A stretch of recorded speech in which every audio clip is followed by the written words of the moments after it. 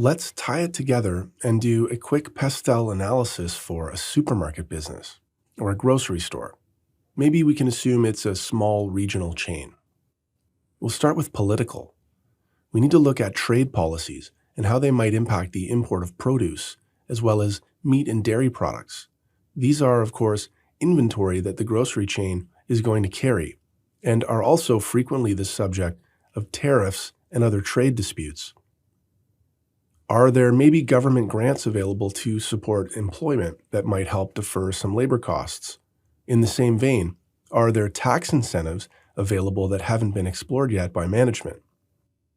Then we can consider economic factors such as household incomes, transportation costs, interest rates, and inflation. All of these, again, should inform the strategy of the company. Does it want to carry low-cost foods or premium higher-cost foods? Disposable incomes are really going to impact that. Assuming we're in an inflationary environment, does the current economic picture permit cost increases to inventory and transportation to be passed along to consumers? Next are social factors. Consider demographic trends like smaller families and smaller homes, maybe more urban townhomes and condos. Fewer people have chest freezers or large pantries to store dry goods. So, does this potentially change consumer habits and require them to shop more frequently at a lower average ticket price? Do store footprints align with this evolution? And what about health trends? Will the chain be required to change some of the products it offers or some of its suppliers to meet evolving consumer demands?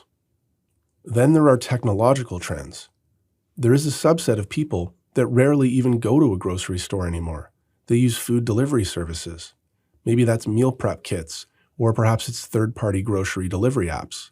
Will this create risks or opportunities for this chain? What about inventory management software? Are they keeping up and optimizing their turns? Do they have a mobile-based rewards app to engage consumers? If not, could they? If yes, what are they doing to keep customer data protected? Technology is changing industries so much and so frequently that it's important to stay on top of this. Moving on to environmental, supermarkets actually have really high carbon footprints. They're big users of purchased electricity, a Scope 2 emission. They also, if not careful, can waste extraordinary amounts of food that's past expiry or no longer saleable. This can represent both a financial and a reputational risk. And what about susceptibility to extreme weather events up the supply chain? Could flooding or drought have material impacts to its agricultural suppliers? What, if anything, are they doing to mitigate these risks? Consider asking if operators are embracing this and trying to improve processes and overall transparency around environmental impacts. And then finally, legal factors. For example, consumer safety policies that could impact the way the business operates or the way it trains its staff. Is the industry looking at more regulation or less? It's rare to see deregulation in the food business or around labor standards. These can have significant impacts on operators in this industry. So, if you're an analyst, you may be asking management about their growth strategies. You're going to want to understand if the firm's plans work within the context of these PESTEL findings.